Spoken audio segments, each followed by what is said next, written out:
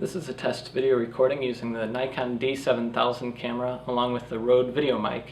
The VideoMic is mounted on top of the camera in the hot shoe, and it's pointed about at my forehead, just a slight bit above my forehead. The microphone's plugged into the camera on the side, and it sounds pretty good. I have it set to the normal mode. There's also a high-pass filter, but I typically don't use that in my shooting unless it's in kind of an indoor boomy environment.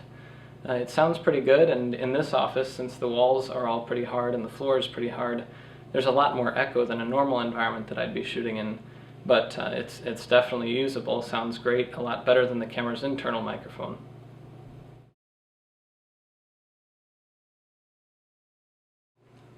This is a test video recording using the Nikon D7000's built-in microphone.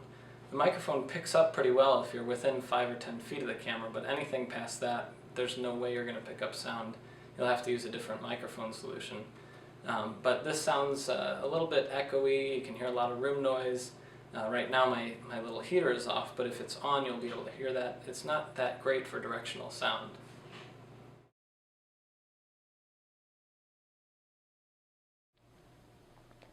This is a test recording using the Nikon D7000 camera along with an Audio-Technica lavaliere microphone.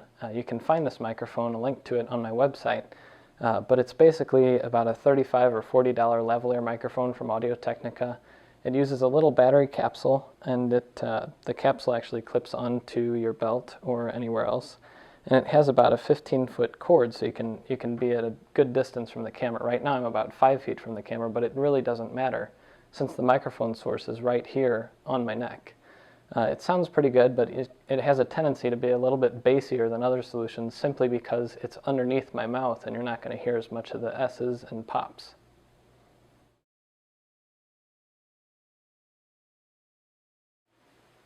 This is a test recording with the Nikon D7000 using a Sony WCS-999 and also a WCR-999, it's the send and receive parts, wireless system, along with my Audio-Technica microphone.